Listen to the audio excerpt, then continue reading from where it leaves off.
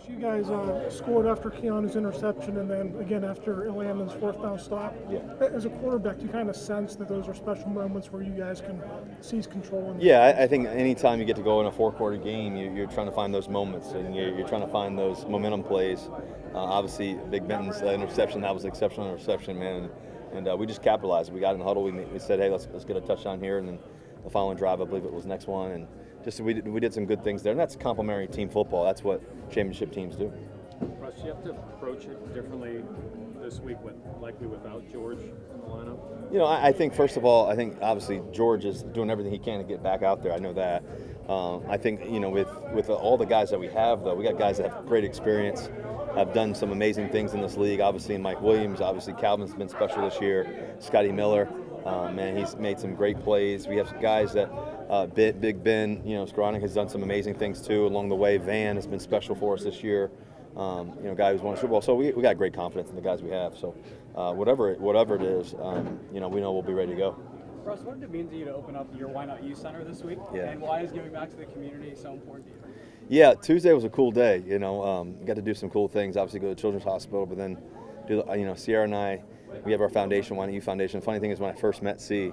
On our first date night, we talked about things on our bucket list, and we said, have a foundation together, do something like that, and we talked about opening up a school. And one of the things that we talked about is having Why Not You centers. I grew up where didn't have much, but a lot of my friends did, and I got to go to like country clubs and these places, and I used to go to the YMCA and go play ball all day and play basketball and baseball and just go to the Boys and Girls Club, whatever it may be, C2, and just. We just had these spaces that we wanted to, grow up in and play in.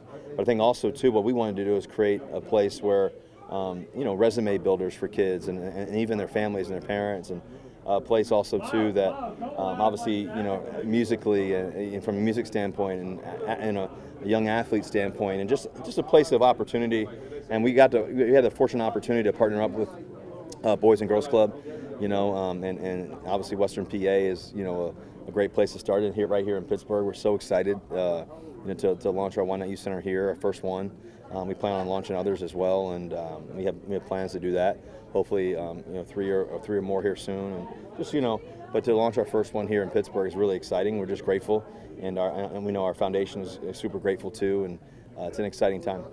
Russ, Coach Tomlin was talking about some of the maturity that he's seen from the young offensive linemen so far, some of the polish, and he also likened that to some of what he's seen from the young defensive backs in Philadelphia. They show that much maturity. Do you try to do any tricks that you would normally do with young defensive backs, or do you just kind of play it more straight if those guys have a pretty steep learning curve? Yeah, you're always playing the game. I think that you're always trying to find ways to find that 1% that can help you throughout a game or whatever it is, practice or whatever. These guys, for the Eagles, they got a lot of great talent. Obviously, I have such high regard for Slay. I've gotten to play him over all these years, and he's just one of the best to do it. He's a guy that's, I've sat on the Pro Bowl buses with him and had, stories and laughs and just different things. And just like I said, I hold this guy in such high regard and the type of player and person he is. And then obviously the rest of their secondary, Gardner's a great player back there. He's made a lot of great plays. He's played great this season and throughout his career. Blankenship's playing really well. I think, obviously they're young corners, and they got a lot of, good players on that side of the football. And so for us, we just got to be detailed. They got a great defensive line, too. They got some really great players up front. So we just got to be our best and focus on what we can do. What do you guys have to do to match what they do up front? They're physical, they're big, and they seem to be very aggressive and going after you guys. How much emphasis does that put on you guys to be ready with your checks against what they do? Yeah, well, we have to match their intensity. We have to match really just bring our best. I think that they're going to, be amped up. They get to play, at home and all that stuff. It'll be a great matchup. It'll be energy. This is a type of matchup that, some of the best in the NFC and some of the best in the AFC. So, I've gotten to play there several times, obviously. It's a place that, is a tough environment to play. It's a place with great energy. And like I said, we got to bring our best. Are you aware you're 4-0 there? Say again? Are you aware you're 4-0 there and 6-0 against them? Yeah, but that's old, but I'm aware. What have you seen out of guys like Mason, Zach, Broderick, young offensive linemen, as far as understanding what you guys have to do week to week and all the adjustments that go into an offensive line game? Well, I think the offensive line has done a great job. Obviously, we went against a really great defensive line last week. That just Cleveland Browns defensive line. They got so many guys rushing the passer and everything else. I think the best thing that we can do is just have great practices every day. Our bond, how these guys work, our protection plans, our thoughts, our communication up at the line of scrimmage, all the different things. I think it really, Zach has done a tremendous job of that. I think Ryan too has all season when he stepped in there. We got really smart centers, guys who have played, a lot of football. I think the communication level is high. I think that all starts there. Me to be able to communicate to them, vice versa, and then I think really it's just being, tough nosed. You got to be able to, be the best. And I really love our guys and how tough we are and how our mental fortitude for it all. Does Arthur's scheme allow you, permit you to target the 9, 10 guys per game? Does that help you a lot? Yeah, I think to be able to facilitate the ball to all different guys, and like I said to you guys a little bit earlier, we have so many great receivers. We got tight ends that can really catch. Obviously, Muth, Big Darnell. I think obviously Prue and Connor can make plays for us. Our backs have done a great job. Naj has had an unbelievable season. I think Jalen, he's really getting going, which is really exciting for us. And obviously CP can do some special things too. So I just got great confidence in our guys, and so there's never a time where I look left or look right and I don't believe. I just got great confidence in who we have and in those situations, and just I think Arthur's done a great job of putting guys in all different spaces and places, so that way we can facilitate the ball to different guys. You've had success against Philly, as you said. Studying them this week, do they play defense in a similar way they have in the past, or are they doing things a little different? Well, I played Vic Fangio's defenses over all these years. I remember my rookie year, I was playing Vic Fangio defenses. He was in San Francisco. First couple years, just great players.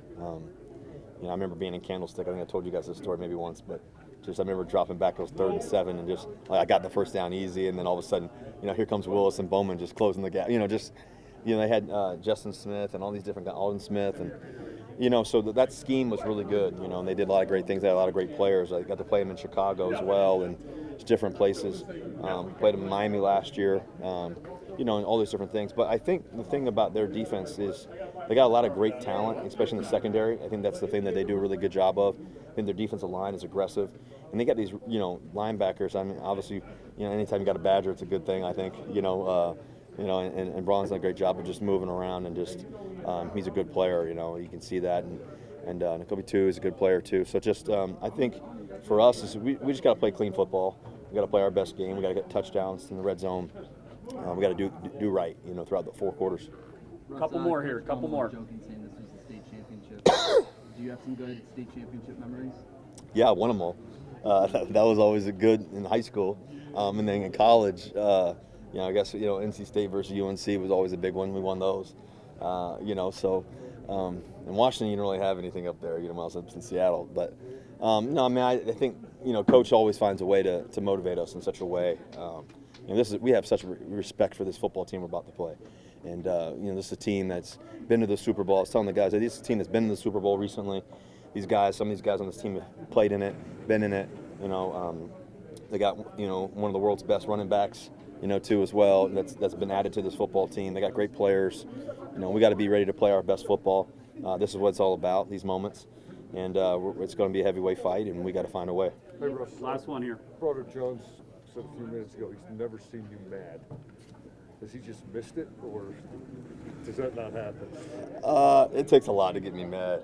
I don't know. I think that, I think growing up, I just, and seeing my dad, fight what he fought through, seeing some of the stuff that I had to go through, the great things, the tough things, it takes a lot to get me upset. I think more than anything else, though, I believe in great things. I just believe that the best is ahead. I've always said that. I've always believed in the next play. I think it's the baseball in me. Maybe I just love baseball too much and played a lot of shortstop, a lot of second base, and pitched too dang much. But I just believe in the next pitch, you know what I mean? And life, and the next day, the next morning, and, knew our mercies every morning. And so it's hard to get me upset. But I think, I get passionate for sure. I'm a guy that's, when we're playing, between the white lines, there's fire there, But, man, I just try to leave with a heart of gratitude in every situation.